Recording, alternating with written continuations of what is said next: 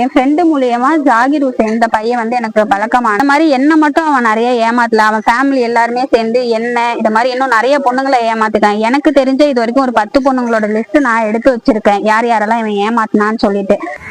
நான் அவர் என் கூட நான் கல்யாணம் ஆனதுக்கு அப்புறம் பழகிட்டு இருக்கிறப்போ நல்ல விதமாக பேசி எனக்கும் என் வீட்டுக்காருக்கும் கொஞ்சம் மிஸ் அண்டர்ஸ்டாண்டிங் இருக்கக்குள்ள என் கூட பேசி பழகி நான் உன்னை பார்த்துக்கிறேன், நான் உன்னை கல்யாணம் பண்ணி நான் நல்ல விதமாக பார்த்துக்கிறேன், நான் தான் உனக்கு எல்லாமே அப்படிங்கிற நம்பிக்கையான வார்த்தையெல்லாம் கொடுத்து என்னை ரொம்ப ஏமாற்றிட்டான்.